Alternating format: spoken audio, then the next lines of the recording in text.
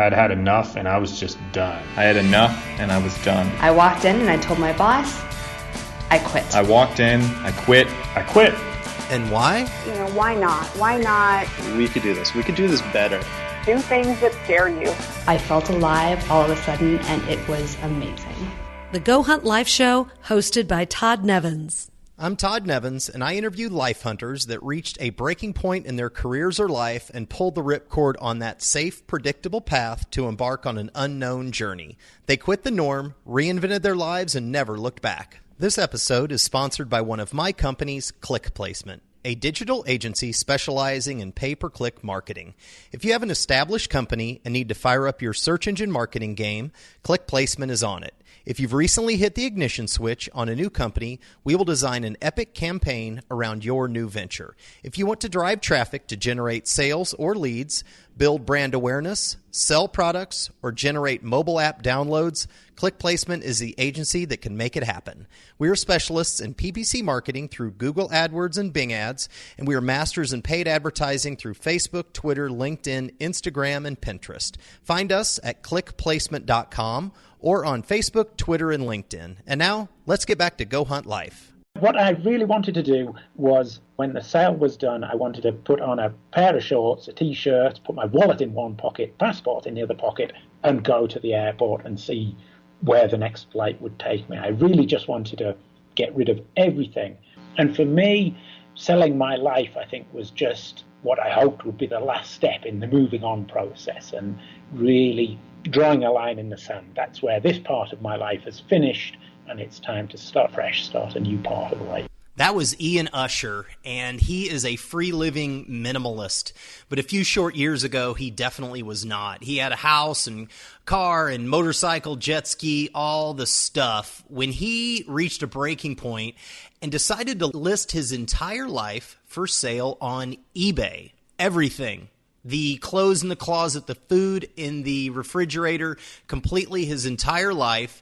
And he reached a bid of $2.2 million. The national media jumped on the train. He was interviewed from radio and TV stations all over the world. And $2.2 million later, that was a 15-year-old that didn't have $2 million.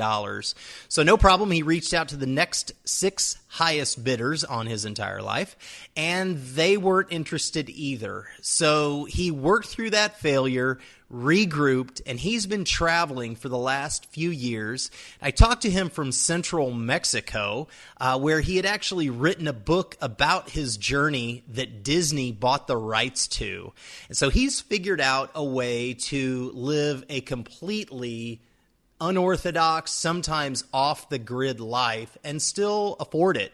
And he maps out his next 12 months, and they are pretty phenomenal. So here it is. We get into the nuts and bolts and the dollars and cents of how this all works. This is my conversation with Ian Usher. Ian Usher, thank you for joining me today on Go Hunt Life. Thank you for having me on Go Hunt Life. I'm very excited to speak to you. What city are you in, and what is your view? What are you looking at? I'm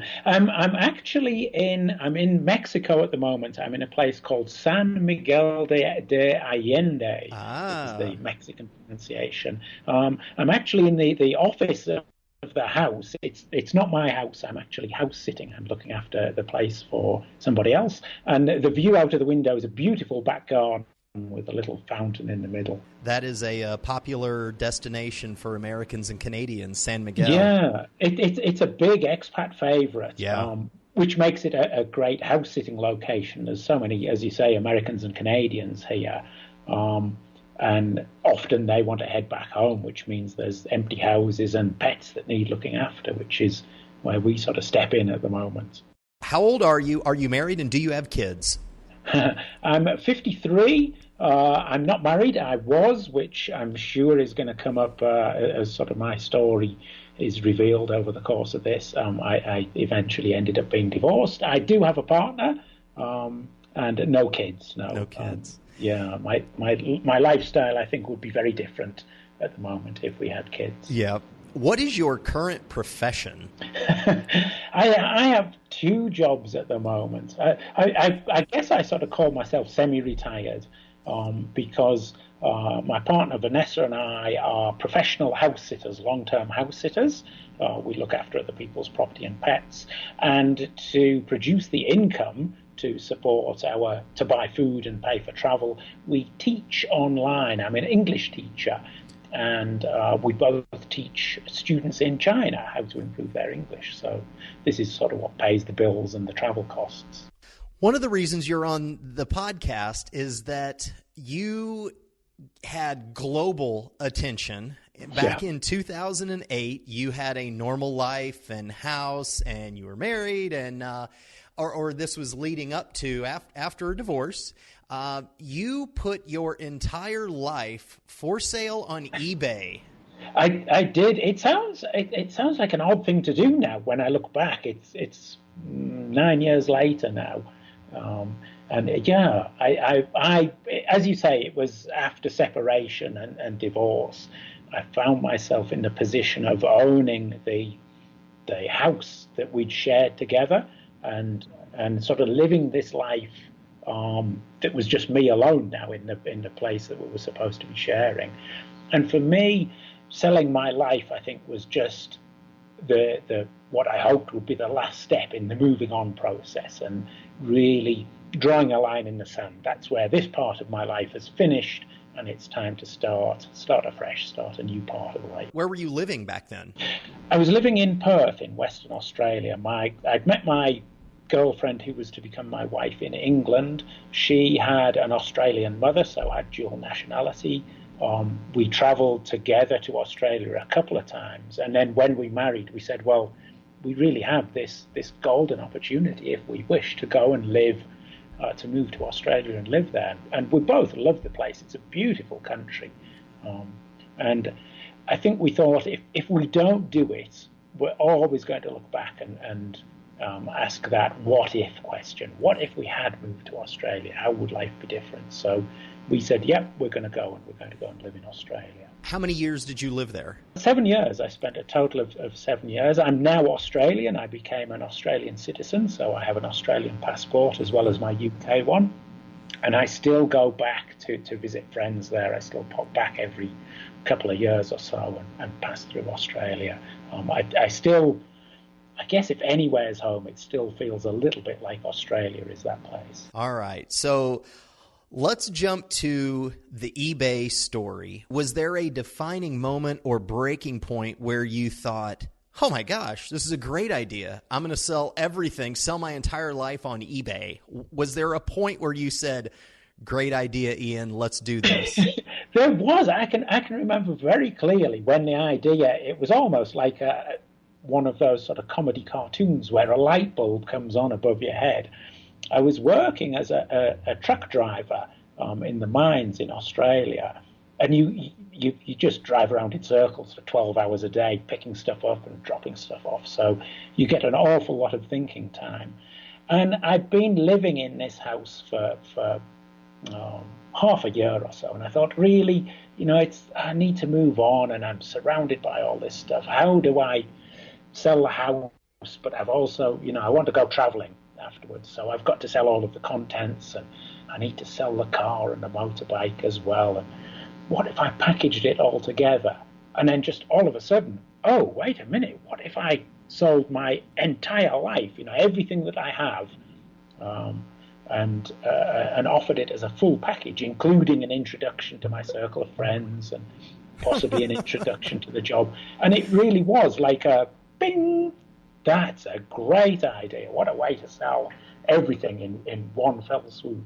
You just wanted to sell everything. I mean, your clothes hanging in your closet, food in the refrigerator, like that? Yeah. I what I really wanted to do was when the sale was done, I wanted to put on a pair of shorts, a T-shirt, put my wallet in one pocket, passport in the other pocket, and go to the airport and see where the next flight would take me. I really just wanted to get rid of everything. Because all the sort of things that surrounded me at the time were reminders. Here's the sofa we bought together, here's the tiles we picked together for the bathroom. It was all part of this past life. And I thought, if all of that's gone, I'm free to start afresh completely. Did you have a minimum price? I did. The item of value was the house that I owned, and we'd spent time designing this house, and I'd poured money into it, and I was sort of paying down the mortgage as I was working in the mines. So the house had a value, and I'd pretty much set a mental baseline of I'd actually like to get the value of the house. I don't want to give this thing away for too much less than the value of the house. But what were you hoping to get? What was the dollar amount in US dollars? Yeah, moving goalposts compared to the Australian dollar, because they're both sort of up and down all the time. In Australian dollars, the house was valued at about 400,000 Australian dollars, which now I guess would be about 300,000 US.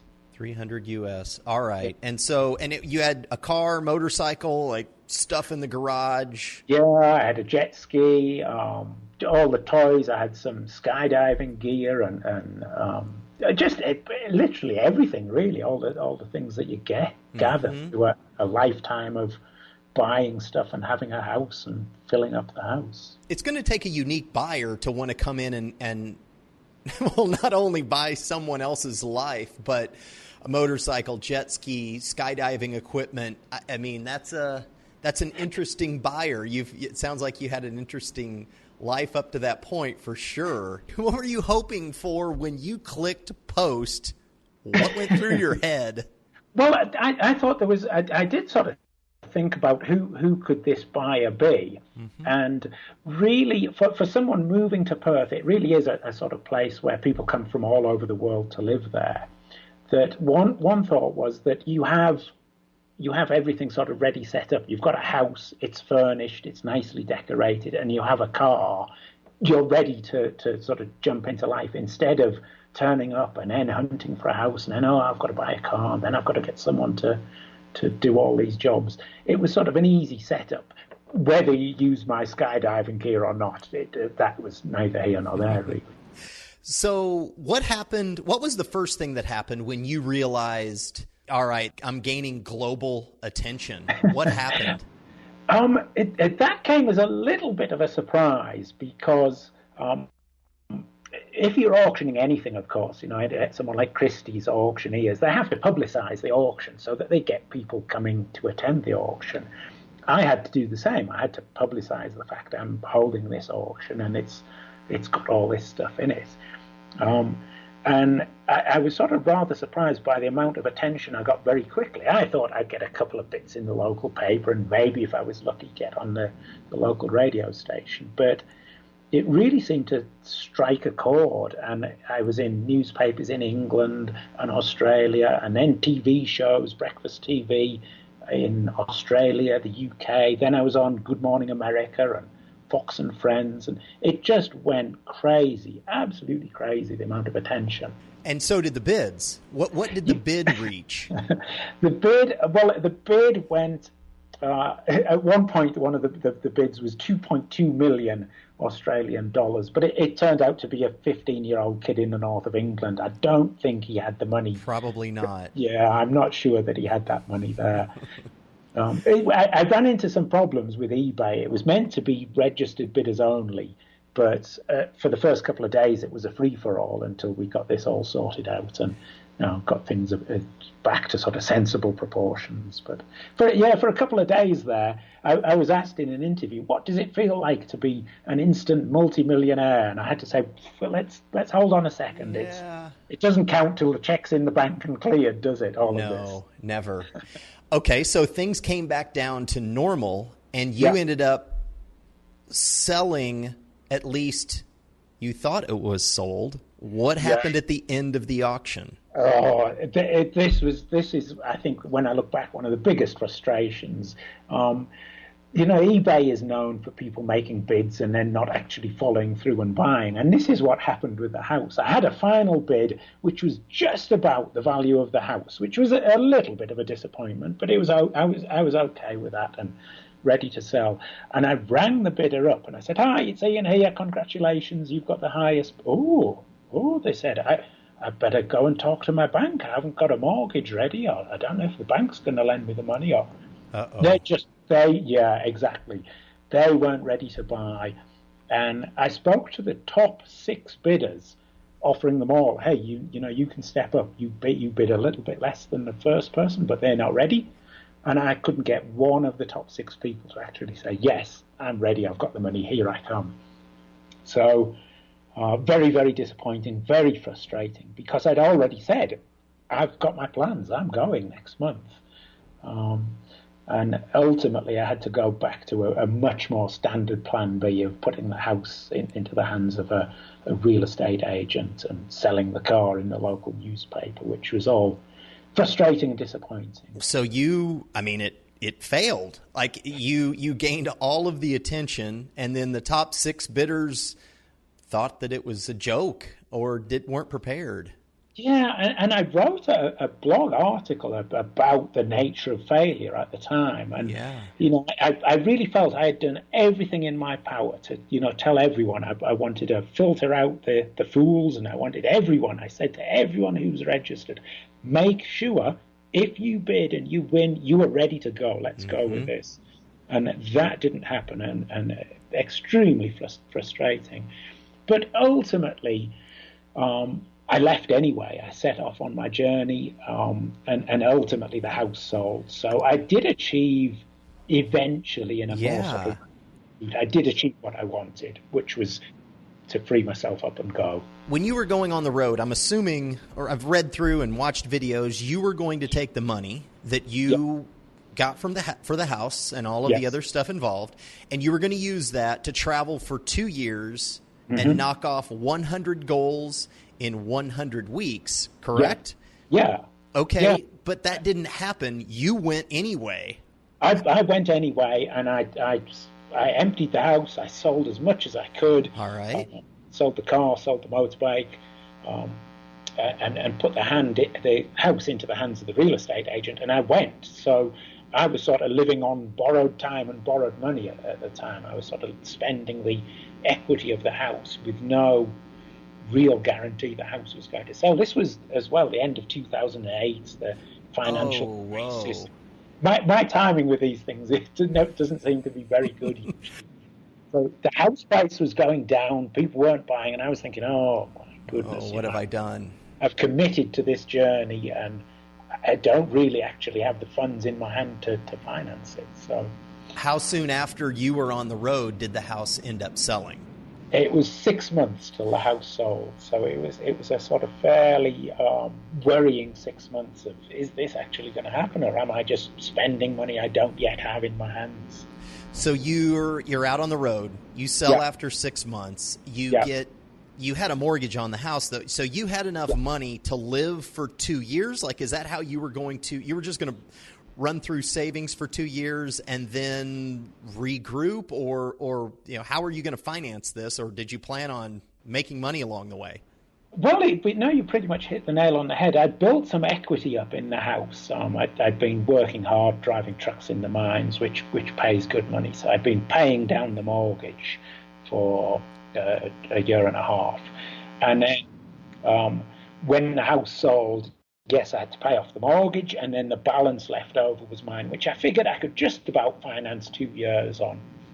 And that would bring me back to sort of flat zero. No debt, but no sort of money left in the bank. And then, time to regroup. What do I do now? There was a sort of idea that I'd perhaps like to write a book about the whole adventure. And there was waiting in the wings the potential. I'd had, from all the publicity, I'd had a lot of interest from movie producers saying, oh, we'd like to talk to you about the movie rights to this story. So there was also that possibility there. But I just set off thinking, I hope it's going to work out. I hope the money will work out somehow. So give us an idea of the 100 goals in 100 weeks. What were a few of them? The big ones. Yeah, a lot were travel. I've always been a traveller, and there was a lot of places I wanted to go and a lot of things I wanted to do. Drive across Route 66, drive across the States, Route 66, go to Carnival in Rio, see the Great Wall of China, these sort of things. Some were, I guess, I am a little bit of an adrenaline junkie. I wanted to do some skydiving and bungee jumping and riding motorbike sort of goals. I did rode a motorbike at 250 kilometers an hour, 150 miles an hour. Whoa. Where'd you do that at? I did it on the freeway in Perth at about 3 o'clock in the morning when it was completely empty. But yeah, that wasn't quite within the bounds of the law, so I've got to be careful about how much I say about that. I don't want to get into trouble. Which one did you think was the furthest one out of reach? I didn't achieve all 100 of them, and the one that I guess was the furthest out of reach was I always I've been fascinated by the Titanic, and I wanted to do the deep submersible dive down to see the Titanic on the seabed, and the cost for that is about $60,000. Is it really? So again, when I wrote this list of goals, I didn't censor myself, and I didn't think, oh, that's too expensive, I won't put it on the list. Sure. Everything I wanted just went on the list, and I thought, okay, once it's on the list, I have to figure out a way to do that. Were you staying in hotels, at hostels with friends? I mean, did you travel by yourself? A lot of the time I was traveling by myself. I did meet up with other fellow travelers. I had a lot of people, because of the publicity, would offer to put me up at their homes, would offer to help me with some of the goals, wanted to come along and do some traveling with me. So I had sort of others join me and others help me. I was staying at either people's houses, couch surfing, cheap hostels. I sort of tried to do it all on a really fairly tight budget. I couldn't if I stayed at 5-star hotels, I'd have blown through my money in a couple of months. You mentioned the publicity that you had built up. Certainly it ratcheted way up, and then the sale didn't happen. How did you keep that publicity going? Did you continue to do it through social media, or did you write a book? Well, it was blogging as I did the journey. All right. I made the website 100goals100weeks.com. All right.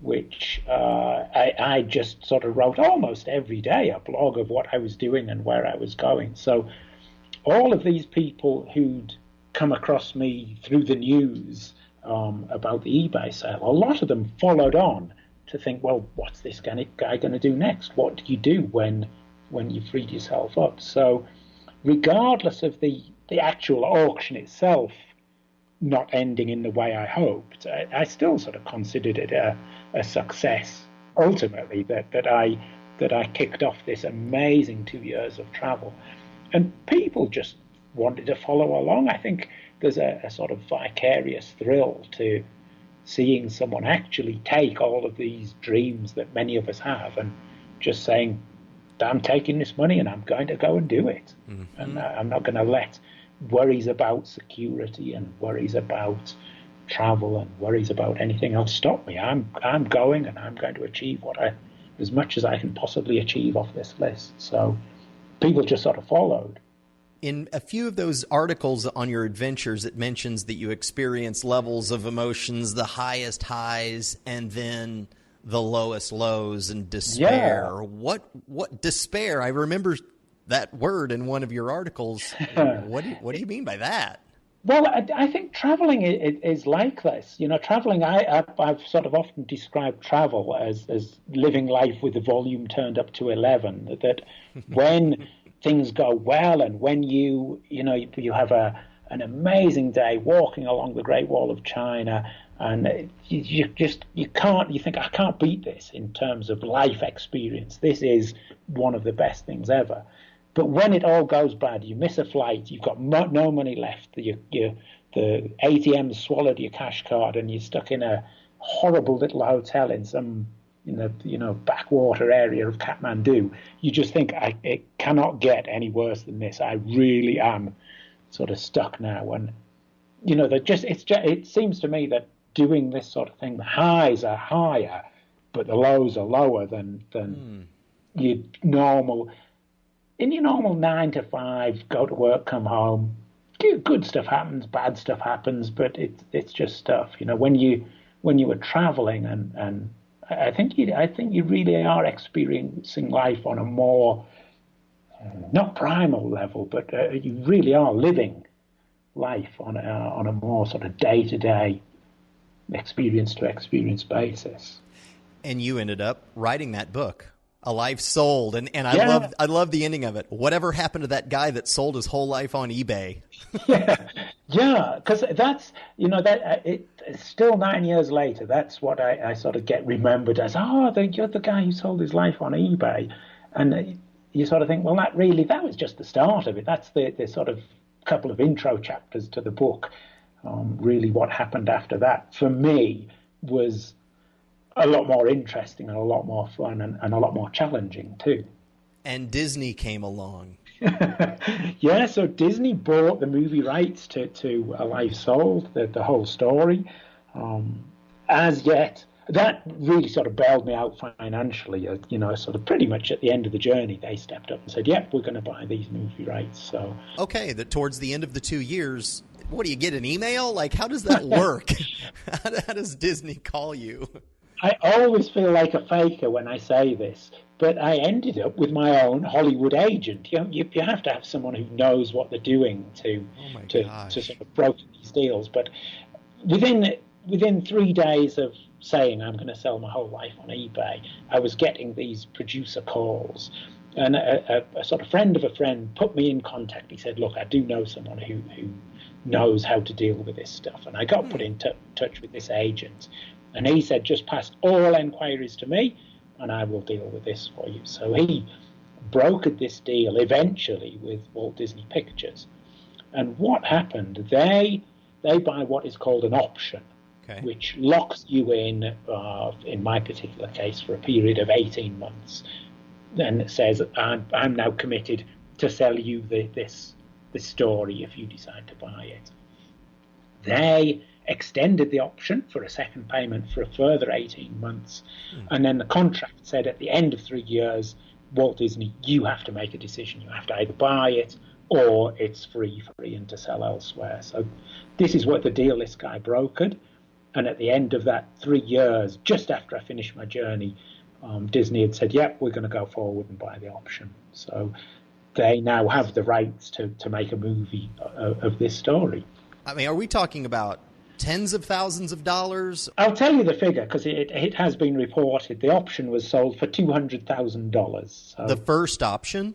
No, sorry. The option was 10% of the whole rights to the story was $200,000. So they pay 10% up front, another 10% if they want to extend it, and then $200,000 to buy the story out. Okay, so $20,000, $20,000, $200,000. Yeah.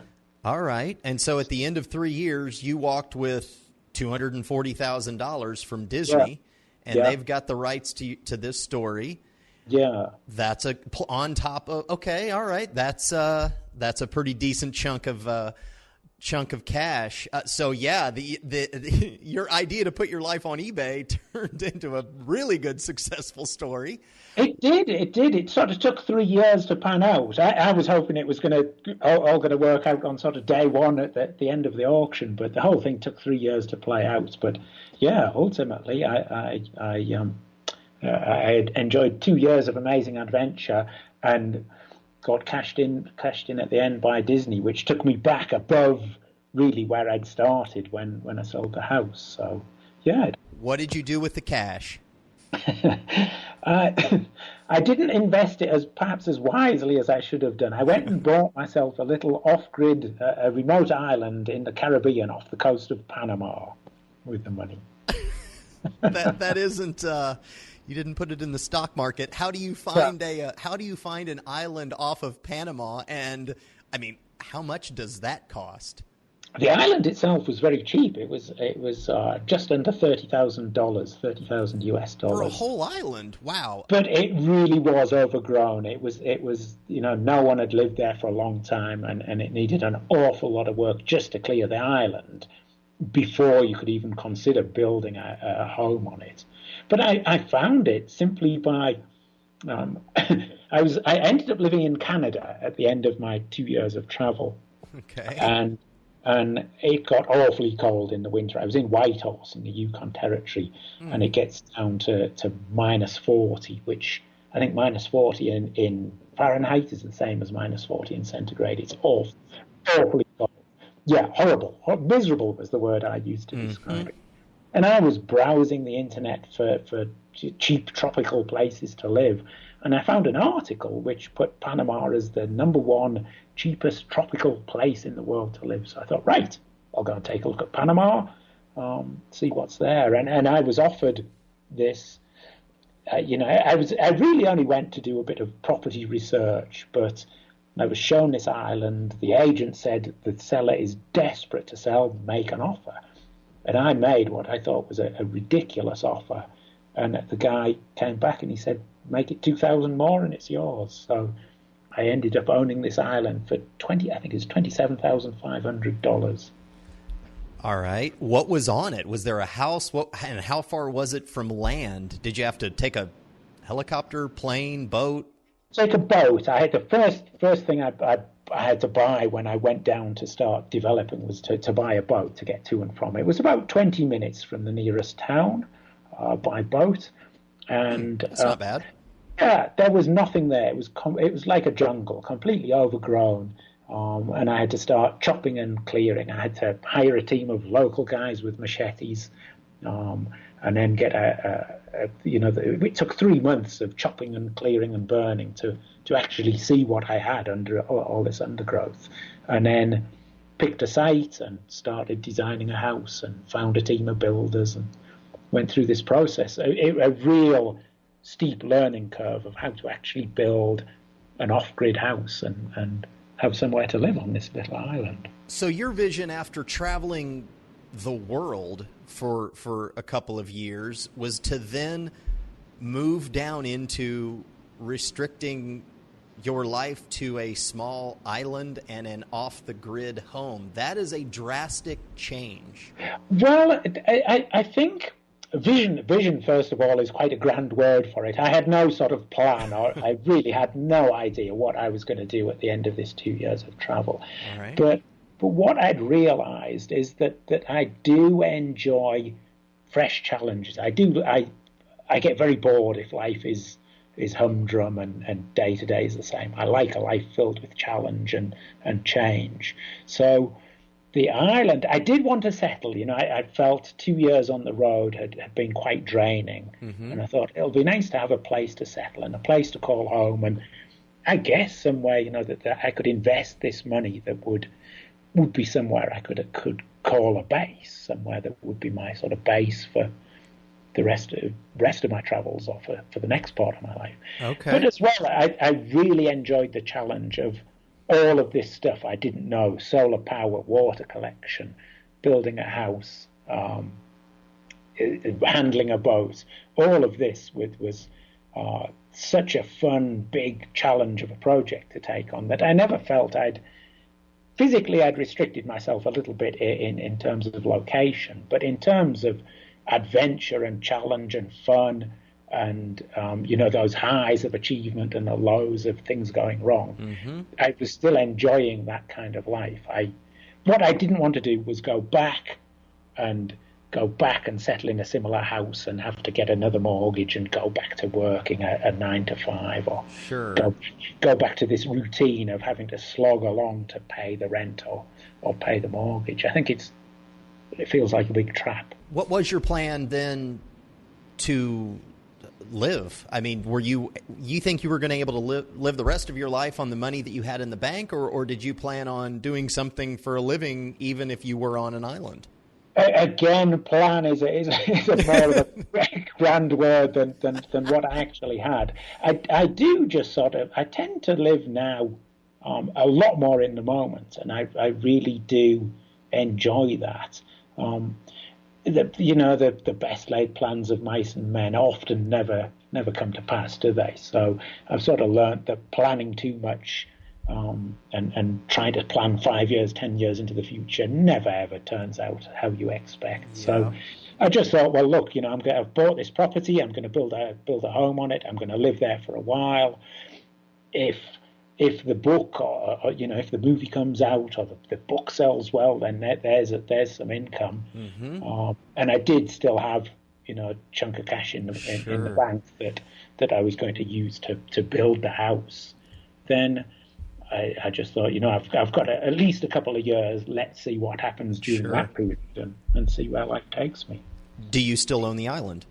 No, I sold the island 3 years later. I sold the island in 2014, and the reason for that was twofold. I met Vanessa, my current partner, in 2013.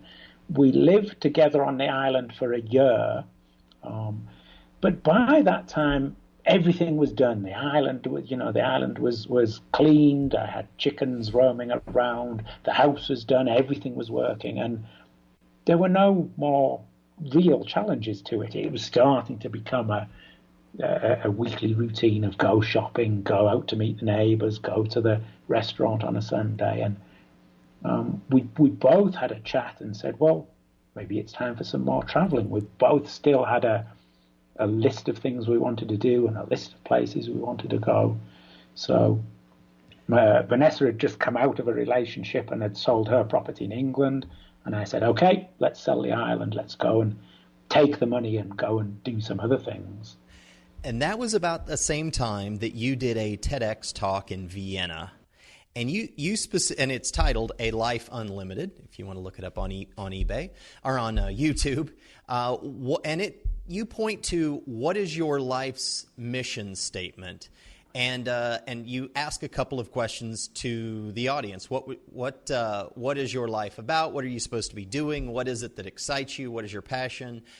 But you didn't share your mission statement in that speech. No, and mine's quite simple. I did sort of say, you come and ask me afterwards what it is. My life's mission. I was asked this when I used to go skydiving. One of my instructors, who was a bit of a mentor, I guess. I very much like the way he taught things. Asked me this one night. He said, I'm going to ask you a question, Ian.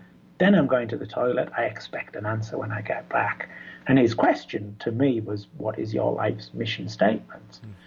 And when he came back, he said, why have I asked you that? And I said, well, fairly obviously, companies have mission statements, businesses have mission statements, and if it's important enough for a company to have a mission statement, surely my life merits a mission statement. What's my life about? And my answer, it came very sort of quickly and very easily, that for me, my life is about packing in as much adventure and experience as I can into the time I have, as long as I don't negatively impact on others to do that. And that's mine in a nutshell. I believe life is short. I think it's far better to spend your time and your money on collecting experiences rather than collecting stuff. So that's pretty much how I've lived my life for the past most of my life, I guess, anyway. So since 2014, you sold the island, and what have you been doing then the last couple of years? You are currently house sitting in the mountains of Mexico. What has taken you from 2014 to the beginning of 2017? Well, when I owned the island, I had to use house sitters to look after the island when I would go away anywhere. You can't really leave the island unattended. The house, solar systems and water systems need looking after. I had animals that needed looking after. And in the location I lived, there was a sort of a population of indigenous Indians who had, I guess, what you would call a very active recycling policy. If your house was left empty for a couple of weeks, they thought, well, the gringo guy doesn't want this house anymore. We'll use it ourselves. Or there was nothing malicious in it. It's just the concept of going away for a month on holiday wasn't part of their understanding. And if you went away for a couple of weeks, they would think, oh, I guess that guy doesn't need that stuff anymore. He just left. Yeah, he's gone. So we may as well use the wood, and we may as well use the roof sheets and so on. So I always had to use house sitters. And I just thought, what a great life that is, looking after other people's houses. Instead of having to maintain your own, just go and look after someone else's. It doesn't cost you anything in rent. Do you get paid? No, not usually. Your pay is in terms of free accommodation. All right.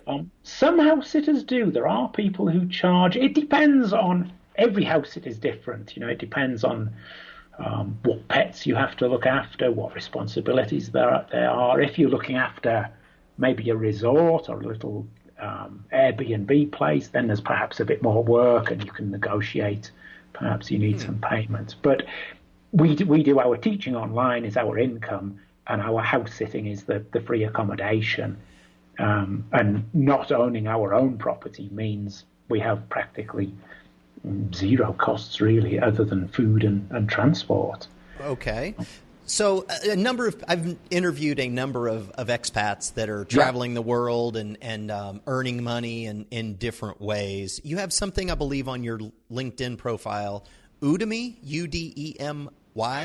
Yeah, we made a course. Vanessa and I are very passionate about house sitting as the answer if you really want to live a bit of a different life. You want to experience different places and do different things. So Udemy is online video courses.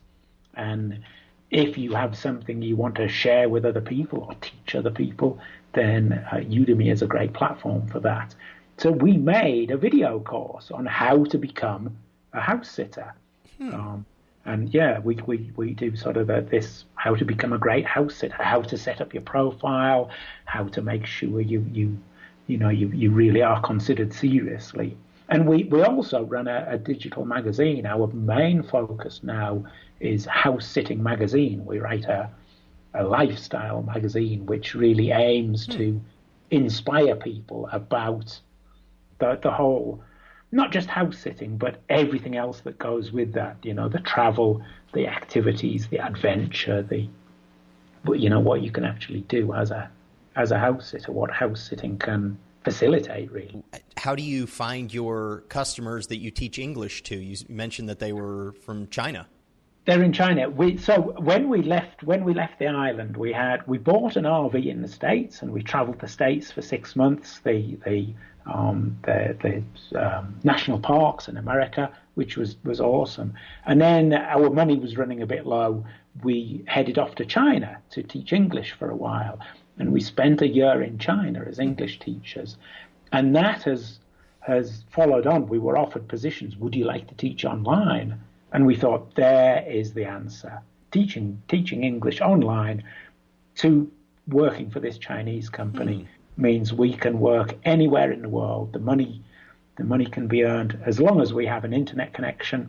I can go to work and earn my income. So it doesn't really matter where we are in the world. We have complete location freedom.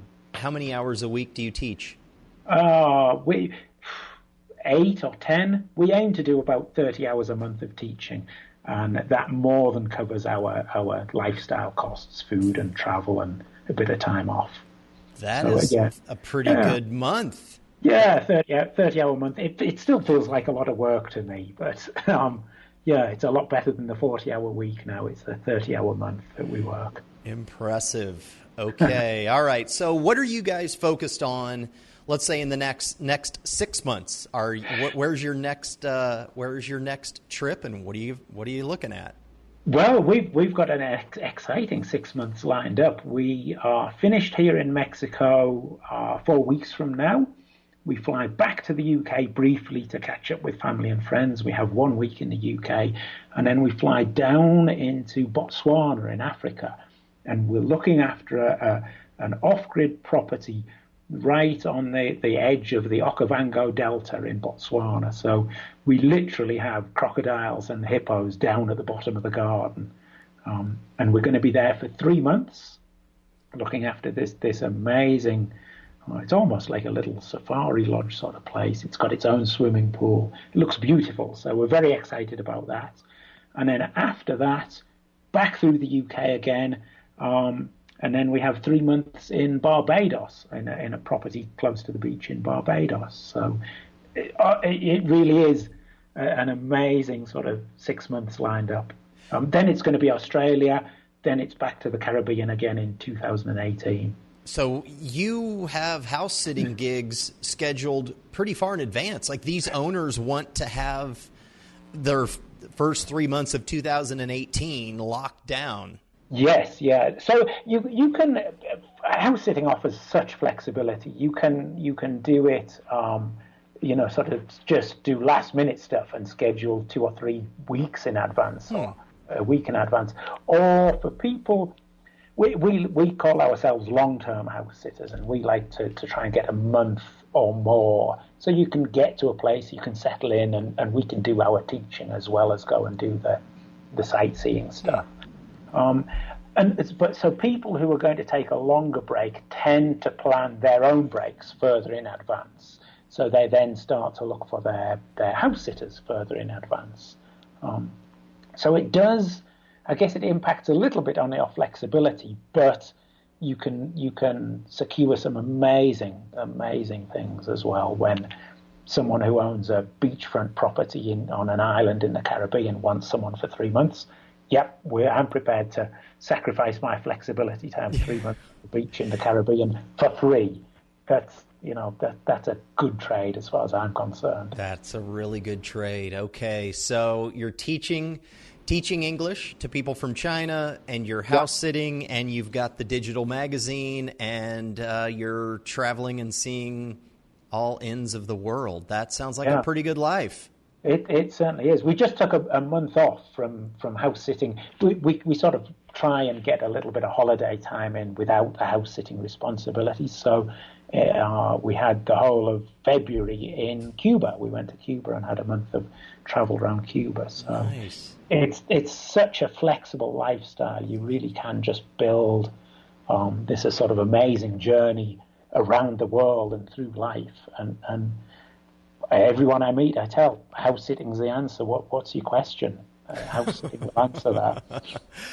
All right, I have one more question. Yeah. On May 17th, 2009, at 12:46 a.m., you sent out your first tweet. Do you remember what it was?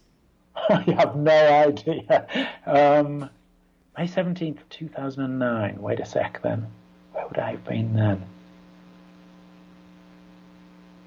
Was I riding a motorbike on a wall of death or something like that? No, less dangerous. It is relaxing in Cannes and enjoying the film festival after achieving goal number 43 in fine style. See me in a tux on the latest blog article.